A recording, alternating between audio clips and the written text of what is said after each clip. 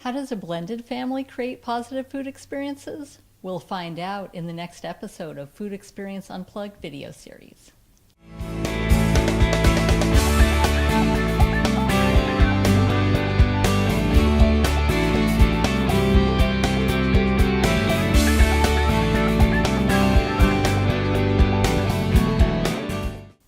Welcome to the Food Experience Unplugged video series. I'm Michelle Seidling. Today we'll learn how blended families create positive food experiences as we speak with Jack and Kathy Akenson, who will talk about how their food experience backgrounds have created a melting pot for their family. Jack and Kathy, thank you so much for joining us tonight. So Kathy, let's start with you. What does the expression positive food experience mean to you?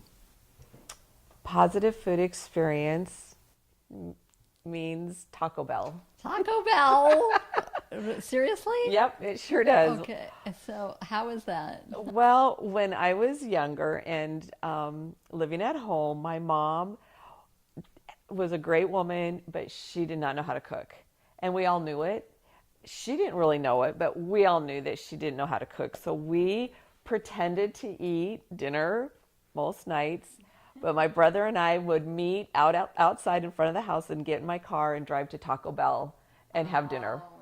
So Taco Bell was my positive food experience for a few years. My mom tried. We had dinner every night at 5 o'clock, and we just kind of played with our food. You know the expression, you play with your food? We played with our food until dinner was over, and we went to Taco Bell. Did you have a dog you could feed the we did. Yeah, actually we did, Taffy. So, we never wanted to hurt my mom's feelings, but we endured her cooking at through Taco Bell. So that was my positive food experience.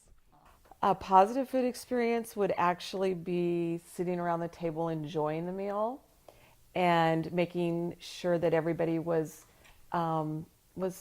partaking and enjoying the food, but having lots of talk and lots of sharing. As I started my own family and would have dinner around the table darn near every night, because I felt that was important, because growing up, even though we didn't enjoy the food, we enjoyed being around the table with my family. So I didn't want to give that up, but I also wanted to enhance the food experience. And so positive food experience would mean enjoying the meal, but enjoying each other's company around the table. So as you got older, as school, work, family, how has what other background experiences did you have? Well, because I came from a family and from a mother that didn't have a lot of positive food experience, I decided that when I did get married and have children, actually when I first got married, I wanted to be a great cook. It was something that I just decided that was going to be part of my career, was to learn how to cook. So I teamed up with a next door neighbor. We were both newly married and had young children. And we just started teaching each other how to cook and had cooking classes at home. In fact, we just thought we were, on a talk show, because we just start putting up, getting our recipes out and start cooking. And we'd end up making something and dividing it. And I'd go home and share it with my family. And if we were at her house, she'd share it with her family. So we really did teach each other how to cook. And there were great recipes, and we'd always come up with something new to cook or to bake. And then we ended up making, baking and making things for our neighbors. And it just was a great bonding experience for my neighbor and then for our families. So it was just something I really wanted to master, was cooking. Okay. And so you felt like to a degree you've mastered, at that point you had mastered quite a number of different things. I did. I felt really good because I made homemade noodles. So I made homemade chicken noodle soup and made actual homemade noodles. I learned how to make homemade chicken pot pie, and I just had a little list of different recipes. I kind of rotated them a lot, but I thought I was pretty good. I think I mastered a few great recipes. But one thing that I do have to share with you that my mom, bless her heart, and rest her soul, she made sure when I left home, even though she wasn't a very good cook, she knew how to make a pie. And everybody wanted Carol to bring pies to all the family get-togethers because they knew the other part wasn't so good. But my mom mastered pies. So before I could go away to college, some mothers teach your children how to clean or to how to do your laundry or whatever. But my mom taught me how to make a pie crust. And I could not leave and go away to college, which sounds so bizarre, but I had to learn how to make a pie crust. So I mastered pie crust. So I could make homemade chicken pot pie. I could make homemade pies.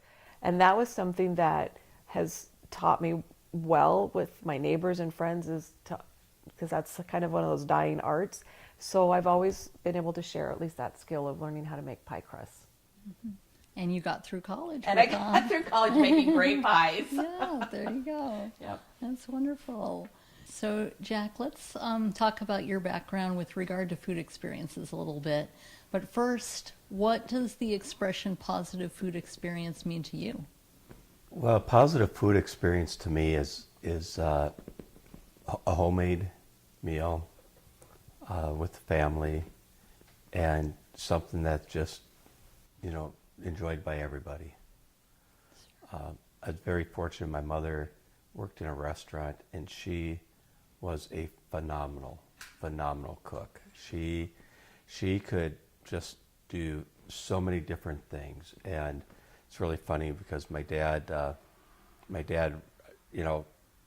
really married her more for her cooking than anything else, and she was just absolutely outstanding. My dad, did his share of grilling and enjoyed grilling. So every night, kind of like Kathy, dinner I believe was always like 5:30. I can't remember, but I believe it was 5:30, and sit down and we'd say our grace and have the dinner, and it was something that seriously you look forward to.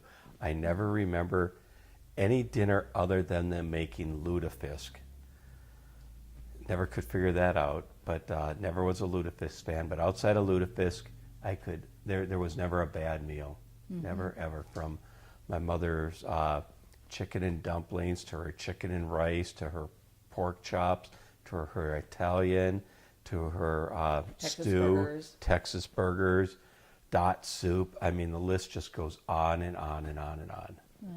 So, as a side note, what is lutefisk? Lutefisk is it's a Swedish traditional, I think maybe even Scandinavian, Okay. and it's a fish that is soaked in a lye. It goes back, dates back a long time ago, as far as as a way of preserving this fish, and you'd cook the lutefisk, and it stunk, it smelled, it was awful, and then you dip it in butter. That was what do you do when you butter? The way you clarify the butter. Okay. And it was just something that's like, okay, I'm not home that night. And usually they did it on nights I wasn't home. Okay. So That's that good. was the only dinner I really passed. Okay. So did your parents they ran a restaurant? My mother ran a restaurant. She worked in a restaurant. My aunt and uncle owned the Italian restaurant, Totino's Italian Kitchen, that was in northeast Minneapolis on Hennepin and Central. Opened it up out in the 50s, and my mother started there a couple of years later, and she worked there some 35 years.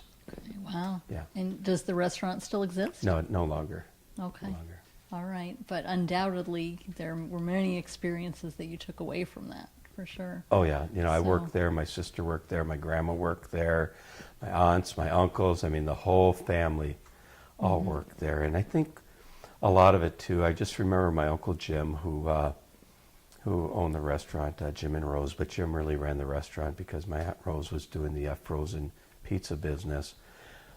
But I always remember him going, and he had a lot of people and would come in, and he would just sit and visit. And that's, I saw that whole dynamics of food, relationship, visiting. I mean, it was something like very unique, and I really liked it. I always watched him sit with customers and visit, and different people each week. And I always had that takeaway that, food brings people together.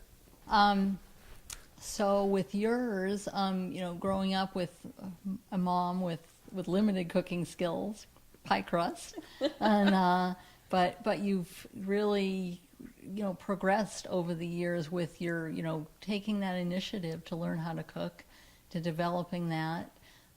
Jack, with your growing up in the restaurant business, taking those skills, how have the two of you kind of blended those skills together in your marriage, and then with your children, with grandchildren? Let me just start off by saying, we don't go out to eat an awful lot. Mm-hmm. We tend to have dinners here. We tend to have our family here for dinner.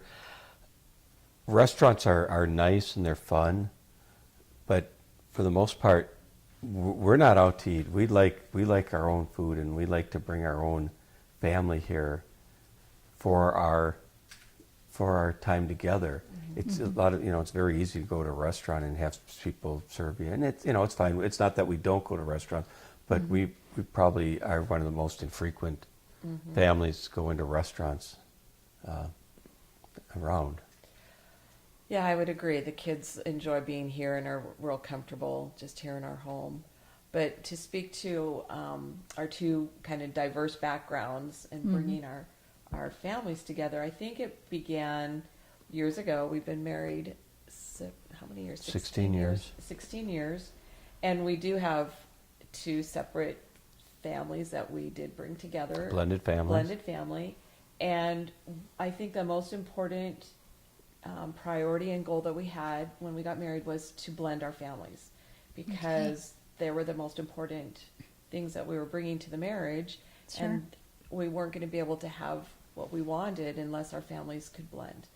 And so we thought, since we met in Hawaii when we were teenagers, we thought, well, let's bring them to Hawaii and let them experience this wonderful trip to Hawaii, and which we did. We brought our children to Hawaii, and but it wasn't, they weren't experiencing same things that we experienced up until one night.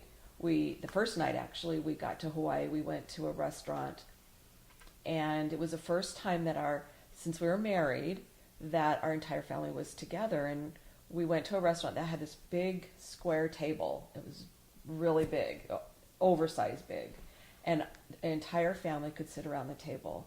And I can remember Jack and I really enjoying that meal with our children. And it just like the night would never end. It was just so much fun. And it wasn't about the food. It was about being together. And I can remember we got home that night after that restaurant. And I said to Jack, when we go home, we're going to buy that table and put it in our house. Really? And yeah, we were. Now, we knew we couldn't get that exact table. Sure. But we knew that really made a difference in having our families blend. It sounds corny, it sounds crazy, but there was a moment, it was kind of magical, that we saw all of our children start talking and enjoying each other's company. And we knew that was going to blend our families. So we've used that, brought it home, found a great big table, and enjoyed inviting our children over as often as we possibly can around the table and having and sharing meals. But most of all, even though it's great food, my husband makes great food, but it's that experience of being around the table together and just sharing time together. Well, you just can't say me make great food. You make great food. Well, too. yeah, I do okay. But it's more than the food. I can honestly say that. It is more than the food that has blended our family. It is great food, but it's being together and sharing, making memories. And we say that all the time. It's we always say let's make more memories, and it's usually around our kitchen table. You create an environment that's inviting, and that's the key. The table has to be nice. Kathy sets a great table, and she puts name tags out, and they, even though they all know where they're going to sit, they all look for name tags, and and that's all part of it too. You create that environment, that nice setting where it's something special. Mm-hmm. It's not just here's some sloppy joes. They know that when they come over here, it's going to be something special. We're going to do a lot. We don't do a potluck. We don't have them bring stuff. We want to make it easy on them because it all started too. We have kids, 6 kids, and they're 2 years apart. And some kids were in college. They could hardly afford to. They were eating ramen noodles at school. So what are you going to have them bring? Well, bring something. So we always like, what? Just come. They always ask. There's always, even now they're growing up. They're all married. They're like, what can we bring? Just bring yourself. Just bring yourself. We always say, bring yourself. Yep, we want you to be able to come and just enjoy it and let us serve you and make the most of it. Yeah, and that must be quite a lot of work for the two of you, though. But we tag team it pretty good. We tag team it. A lot of our recipes are pretty. We have it down to where I know I set the table the night before, so Okay. that's out of the way. Yeah. And then we have our grocery list. We know what we're going to get, and we know have our what rolls, we have our menu. Sometimes I have my menu on the chalkboard, and so when they come, they all know what's on the menu. And so we don't forget anything that we're going to prepare. Yeah, make sure that you start with, where you're having, bread and salad and this. So we write it down too. So in the meantime, we don't forget that. Oh man, we forgot the salad. Or We've done that before. I mean, people do that oftentimes. It's like, oh man, you made the salad and you forget to serve it. Yeah. Sure.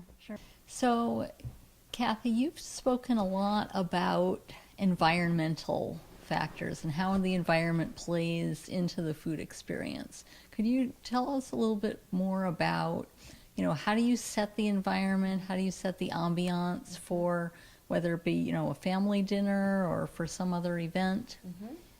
Well, we try to create a really great experience. For any of our family members or our friends that come over, we love to entertain.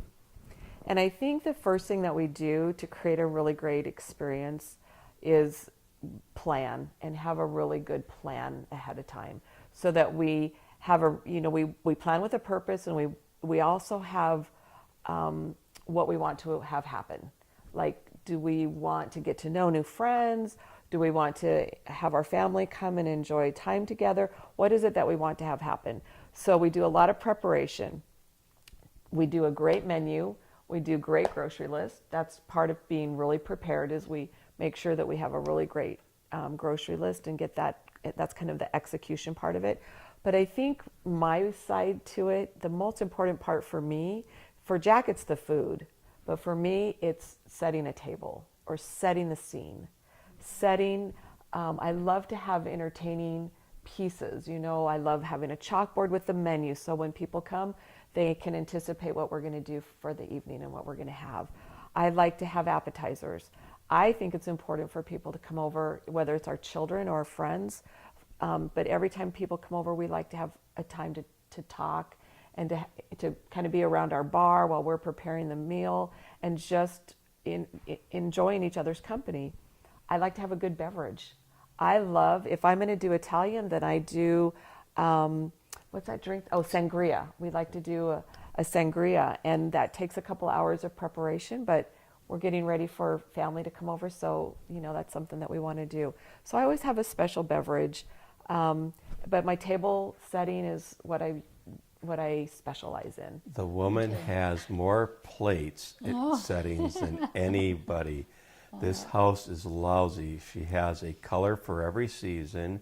She has specialty plates for all the holidays, and it's almost funny that we go and you look in her cupboard, and it's loaded with plates. She's plate crazy. I love to have tablecloths, placemats, chargers. I like to really dress my table. Yeah. I really dress the table. What do you have? 2 Christmas settings? I have you at least 4. Yeah. 4 sets of Christmas plates. You have a Thanksgiving setting. Yep. You have a Easter setting, spring setting. Yep. Halloween. Winter. I mean, I'm lousy with dishes. It's lousy. So the family comes and knows that it's going to be different, and I always have place cards so everybody knows where they're sitting. Oh my! And just even with our children, they all have their own place setting, and every once in a while I don't put them out, and they all give me a hard time. Like, we don't even know where to sit now. What are we going to do? We don't even know what we're doing. So they kind of harass me about what I do, but they all tell me that they love it. They love that it's special. They love that there's a little thought or a lot of thought that goes into having our children over and our grandchildren. We have friends that come over, and we do the exact same thing. We just make sure that it's an experience that everybody enjoys, and they know that we've been preparing for them to come. You know, we've had little brunches. I have to just share with you, we had little brunches, for our little grandson, and the theme was Little Red Wagons, because it was a brand new grandson, and I wanted it special. And what can you do for a little boy? And so everything was a Little Red Wagon, and you know, it's an everyday item to have little red wagons, but you just Everybody has 2 or 3, don't they? yeah, Of course. well, and little miniature ones. But you incorporate it into what you're going to serve that day, and all of a sudden you have a little red wagon that you can put all your syrups in, and you have a little red wagon that you can put your napkins, and you know, you just have to think outside the box of things that you can incorporate and make it special and unique. And I honestly can say that my entertaining is very unique, because I make it special for whatever we're doing, whoever we're serving. I make it special for them. When you're serving them, you're preparing the meal. I mean, how do you feel as you're going about that? Oh, we're so excited. Yeah. We're very excited when our family comes together, and you know, we plan the whole meal as an experience. So sometimes we plan for them to have appetizers so that they could sit and visit and give them time to catch up. And so then we're behind the scenes putting the appetizers together so that gives them the opportunity to sit and visit. Sometimes we have conversations and things that we need to talk about around the table. So we plan around that. It's always we always look forward to every single time our family comes together. And oftentimes, too, after the dinner, we'll sit down and critique. Oh, all the time. We'll critique, hey, you know, that was good, knocked it out of the park. We kind of should have done this, or we had too much of that. So we do a lot of self-critiquing, so we know that we're kind of... Just get better. Get better. Sure. Yeah. So is the critique more about the food or Oh, about yeah. the whole... Oh, we The critique whole each experience. other all the time. Yeah. About, Food. you know, we should have... Yeah, we missed, you know, it might have missed something in the flavor. Okay. Critique the food. We critique the timing, how it came out. Was it warm? Was it cold? Was it, you know, spaced right? We go kind of really... We're kind of crazy. Yeah. Okay. We are foodies. Ah, nice. Yeah. Okay. We're not making weird, I shouldn't say weird food, but we're making just normal, traditional meals. But we do make sure that, you know, We get it right. yeah, and every now and then we throw in something different, and Yeah. I think we threw in the honey roasted carrots that time. Yeah. For They were- Easter. Yeah, they were okay. I kind of maybe overdid them, but we critique them, and like you see, we do things to make sure that they're going to make the next rotation. Is this something we want to make a regular rotation? Yeah. Sure. Yeah. And we try to have our kids over once a month, the first of the month. Sometimes in the summertime it gets a little dicey. We're up at the cabin perhaps, but we try to get starting, you know, October through, I would say, April. We always have them over at least once a month for dinner. We started as the a tradition. formal. Yeah, we started a tradition that the first Sunday of every month, so they could kind of plan their schedules around that we would be together as a family the first Sunday of every month. Yeah. So, and it's worked out really good. We've done that for years. Yeah. And it's not the only time they come for dinner, but that's when we're really going to have a Yeah, that's the event. event That's dinner. when you That's do, our do event it dinner. up. Yeah. Okay. So how have these experiences, you know, skills that you've learned, how have they helped outside the kitchen in other aspects of your life or in the lives of your kids or grandkids, perhaps? Well, I think for me personally, I learned a long time ago that, especially when we blended our families together, that breaking bread is a way of kind of getting comfortable with each other and trusting each other and finding common ground with each other. And so, when I watched how our children got to know each other and blended so well, I took that into my professional life. And when I was having a hard time with certain teams that I was the leader of, I learned to break bread with them and have staff meetings around a meal. And I did that through some really tough times professionally, and broke down some walls and some barriers, and got people to be able to embrace each other's differences and really build strong teams professionally over bread, over yogurt and granola and fresh fruit. And I put up the little beverage dispensers, and everybody was loving that somebody went to a lot of work to present a little brunch. And so because they could see that I was trying to serve them, they gave me the time to listen to what I had prepared for them.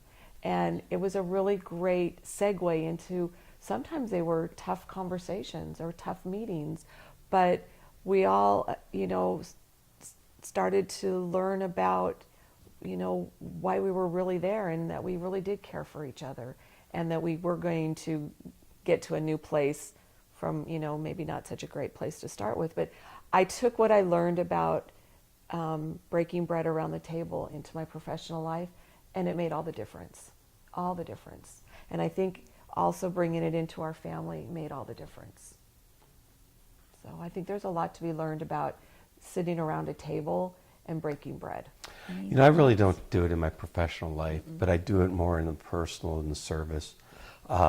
In church, for instance, having been in a restaurant and worked in a restaurant for, I think 9.5 years, all through junior high, high school, and college, I know how to do large events. So there's been instances at church. We in the past have done a Boy Scout pasta dinner, and fundraiser, and I've been able to take that and make my 15 gallons of sauce, 45 pounds of pasta, and be able to serve 300 people in 30 minutes. But not only just serve them, make it in such a way where it is a wow for them. The tables are set nice. We use the Boy Scouts to serve.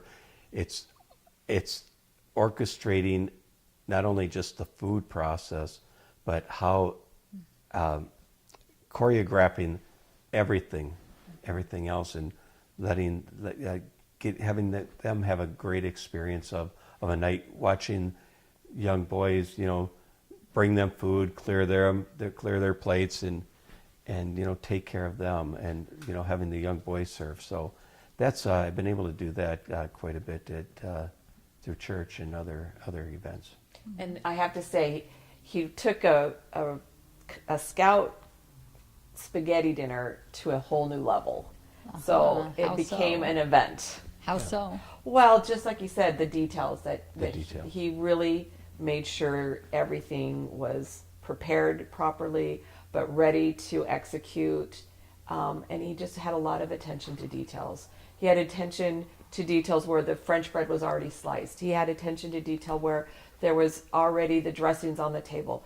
A lot of thought. Wrapped the silverware the night before. He and our daughter. Decorations on the table. He made sure that the details were taken care of so that everybody could enjoy the evening.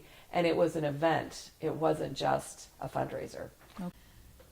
With all of your food experiences with the family, turning toward your marriage, how has food brought the two of you together when you're not, doing up some event for your family or for friends? With the two of you, how has food brought you together, and what are some examples? Well, I cook. She cleans. I clean.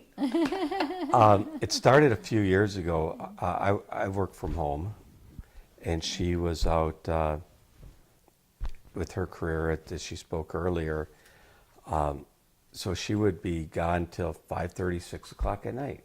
well, both of us were always used to, 5:30, very structured dinners. And it became kind of a role reversal. And not that I want to, not, want to take over any cooking, but it just became kind of a little, hey, I'm home.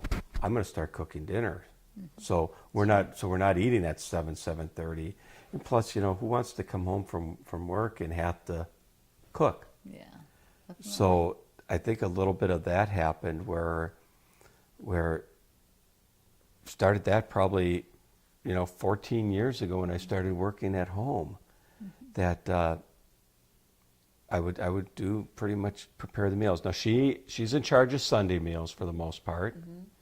But he's right. I would call him from my school that I was leaving from. Okay. I would call him as I was leaving, and by the time I walked through the door, dinner was sitting on the bar waiting for me. Wow. And how did that affect our relationship? It made us closer. Yeah. Because we were able to enjoy the rest of the evening together, and it really did set the tone that he knew that I was coming home. He had dinner waiting. We enjoyed the meal together tremendously. It's a shared responsibility, and now all of a sudden, it shifts a burden from Kathy to, Yep. Sure. I don't have to cook dinner. I don't Right. have to get home and cook dinner. Right. But it also, we enjoyed a great meal together Yeah, too. yeah. We weren't Yeah. running around trying to throw stuff together or just running out to a restaurant. We got to Right. sit down. We got to talk about our day. Yeah. And went back in the day when Seth was still living with us And Taylor. and Taylor, they loved sitting at the bar. He'd have dinner ready and we'd talk about our day together. Yeah. So it always has just bonded us, I think. And, it was just a very kind thing that he would have dinner ready for me. Well, once again, Every it's night. a shared responsibility. Making dinner is if you're working all day and you're driving home, it's a lot of work, and that way, she's able to do other things, or I'm able to do other things, and it was a way of just easing the burden for both of us. It was And, very kind. yeah, It was a very kind thing. well, you do the laundry. I do laundry. So I think it's important that that you can share responsibility in cooking. I know that it's and I still now I still work from home, and for the most part, we share it more now because now that you're home, we do share it. But it has made our marriage closer because we love to cook. Yeah. We love to cook together. And so it's something, we're compatible. We're Yeah. very compatible in the kitchen. And we'll decide a menu You bet. Saturday, Saturday we have our menu for the whole week. We have our grocery Sunday, list. Monday, Tuesday, Wednesday, Thursday. Fridays are probably our wild date card night, day. yeah. Yep. But Okay. yeah, we're very structured in our food, Yeah. in our meals, in our Yeah. menus, and our ingredients. Yep. Well. But very we good. sit at the bar, and we'll still have placemats, and we still have our place settings. Yep. Or we sit outside in the Or we summer sit with out on the- placemats and we have place our setting. lanai that we sit out and have breakfast on, but we still have it prepared, even if it's the two of us. Mhm. Wonderful. What are some takeaways that those watching this may not have positive food experiences currently, or they may be learning, or they may be pretty advanced and want to kick it up a notch? What are some takeaways that you would recommend, or what do you feel that if people want to create positive food experience, what are some kind of themes? Let me kind of answer this in a roundabout way because it has to be a desire there. Okay. When I served in the Air Force, and I was stationed in Korea for a year, and my mom and dad came to visit. Okay. Well, what did they come with? They brought food. They brought frozen food from the restaurant all the way from Minneapolis to Korea. Wow. They brought pizza, they brought meatballs, they brought ravioli, they brought sauce. I mean, this is a big thing to haul all this stuff over to Korea. Yeah. And Plenty of dry ice. yeah, so it was something for me like, wow, I could have that piece of experience. It has to have that desire, that expectation that this is special. We recently took a road trip to Salt Lake to see our new granddaughters, and we've done this several times. It doesn't matter if it's been to Idaho or to Tampa or to Salt Lake. When we drive, we pack up our cars. Even sometimes when we fly, we pack our suitcases up and we bring food. I don't necessarily have to freeze it all now, but sometimes I do freeze it. Sometimes I bring the stuff and prepare it. So we bring it to them. Oh, really? And make it and with anticipation, like, oh my gosh, we're going to have a great, and my specialty is obviously Italian. It's very easy, and we can do cook a lot of it. So on our last trip to Utah, I brought the stuff to make 2.5 gallons of sauce. I brought all my cheese already prepared to make stuffed shells.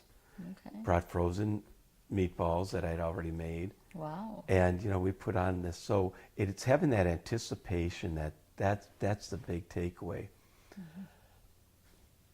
I think from a standpoint then is, and like I said, I never had to make any of this for years and years and years. And all of a sudden it becomes, as we get married and we have our kids get home, I want to create this now for my children. So that's when, for my desire to learn it, my mom never said, you need to come over and learn this and make this. Okay. I had that desire that I want to carry on this tradition. I want to carry this on.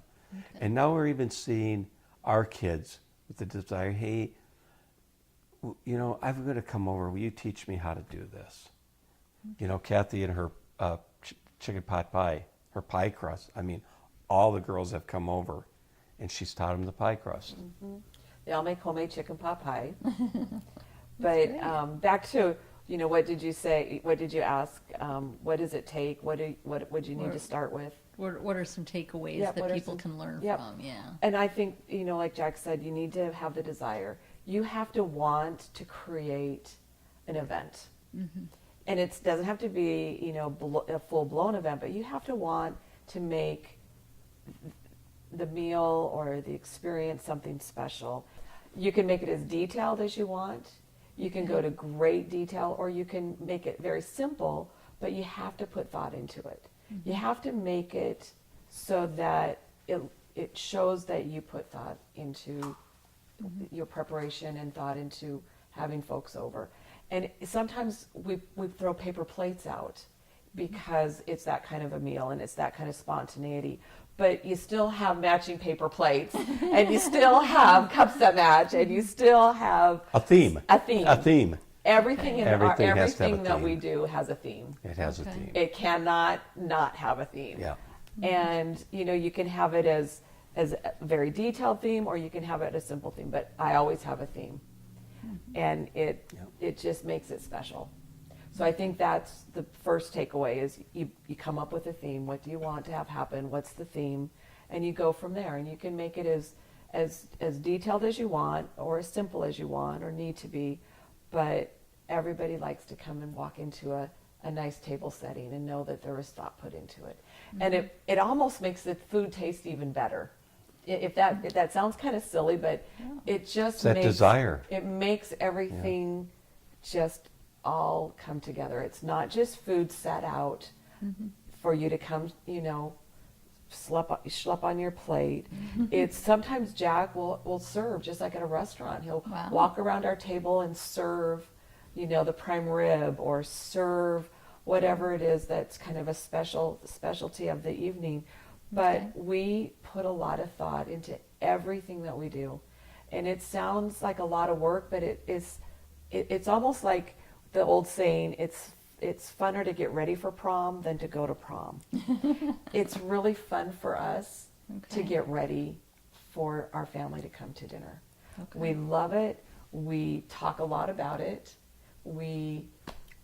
It just brings us a lot of joy to have that anticipation of our family coming over.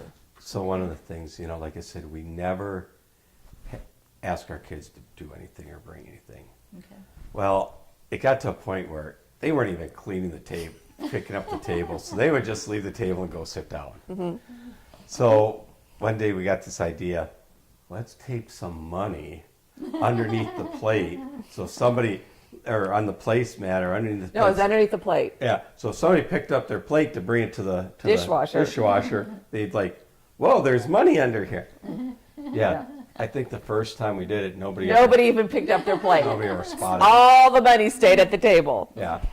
Then all of a sudden, one time, somebody moved a plate or something, like, oh, there's money in there. Then the spouse went to the other plate and went, Yeah. so that's something that we do just to kind of add, because it was kind of our way of saying, you know, they never even, they wouldn't even do the dishes, and we don't expect them to do the dishes. We didn't want them to, because once again, we're trying to blend. We're trying to get them to have a relationship. And so now it's, you know, I think after all these years, I mean, they have a great relationship. So you both have mentioned desire and, you know, wanting to, you know, cook or with a theme. How does that start? How do you develop that desire? What's the spark that would start that? Well, sadly to say, I mean, you know, you realize your parents aren't going to live forever. Mm-hmm. My mother, sure. She's still alive, but, you know, she's 87. And that desire for me was like, I better get these recipes. I personally don't want them to go away because I like them. Mm-hmm. Sure. So it's a selfish reason, I think, first of all. And then it becomes, you know, now I want to be able to share it too, to make sure, because our kids love it too. Mm-hmm. Our kids, sure. And they, you know, once these things go away, they're gone forever if you don't get it right. Yeah. So I think that was the biggest thing, is, you know, I got to start stepping up and learning how to do this, because these are traditions and things that you know could slip away at any time. And so I have the recipes of a lot of my mother's recipes, and I keep them actually in a safe. in a fireproof box, Wow. safe downstairs. Yes, he does. Where they're not gonna come to any harm. Sure. So. That's wonderful. Priceless. Yeah. I think my desire, or where to get the desire, came from really wanting to serve my children. All 6 of my children, mm-hmm. are blended children together. Sure. I really wanted, I just really wanted to show my love for them, and no better way to do that than having them over in our home. And so that's my strongest desire, was I really wanted to show love towards them and love for them, and that seemed like a very natural way for us to do it, was to serve them, you know, prepare a lovely meal for them, but to really show them how much we love having them in our home, or love having them be together. And, you know, the one thing that we don't do a lot of things right, but one thing that we felt like we've done right is many times when we're with new people that we've met and our children are together, they don't know whose children are whose, because we don't differentiate between who's our children. So to blend our family and have people not know who our children are is the greatest compliment we could get. That's why we started this 16 years ago, is blend these families so that there's no his or hers, they're ours. And most people have no idea that we're blended. They think they're just ours. It's wonderful. And that, I think, was the desire. That started the desire of having them come together through food. Jack and Kathy, thank you so much for joining us today. We really appreciate it. Oh, Michelle, it's been our pleasure. It does make us think and bring back a lot of good memories and kind of a lot of laughs. Mm-hmm. But you do have to tell Kathy your first time story. Just this is, and none of us were good cooks at the beginning. I didn't cook that much in high school or college, but you learn. You have that. You learn, but you got to tell your story because that's a classic. All right. Well, I really wanted a career of being a good homemaker, a good wife, and a good homemaker, and because I hadn't had a lot of homemade things growing up, so I thought that this is what I can do. And I really did put my mind to that I was going to be a good homemaker. Well, I started out on my honeymoon. I thought, oh my gosh, we're staying in this lovely condo in Palm Springs, a state-of-the-art kitchen, and I was mixing up homemade Bisquick pancake mix, blah, blah, blah, blah, blah. I was so excited, and I saw this stove that was like flat, and it just seemed like it was this very fancy state-of-the-art stove. So I thought it was this nice flat grill, so I heated it all up, and I poured the batter on the stove to make these pancakes, and the flames started flying. And Flames? Oh, flames. I was, woo! And the pancake stuff was burning, and the flames were, I took towels and I was putting it all out, and that was the end of my homemade pancakes. Oh, man. So, I started out really bad, but now I can make the best pancakes because I use a grill, a real grill. And I've learned the hard way. But yeah, that was how I started. That was my first try at being a homemaker. And I failed. First husband. That was my first husband. Poor guy. But that's the thing is nobody starts off as a wow cook, and Sure. nobody starts off putting together themes and thoughts and stuff like that. But it evolves as you get older, and when you have a purpose, and it's about serving and creating a great environment, and we like it. It's we have food is important. It's not so much eating, but food is important because, like I said, I go back to thinking what I used to see my Uncle Jim do at the restaurant with customers and how we intermingled and just that connection. And food is that great connection. It's a great connector for everybody. So it's we very much enjoy it, and we like to do it. Wonderful. Thank you both. Thanks. Thank you for joining us on the Food Experience Unplugged video series. For more information, please visit us at foodexperienceunplugged.com or on social media. We look forward to seeing you on Food Experience Unplugged, where food, fun, and memories come together.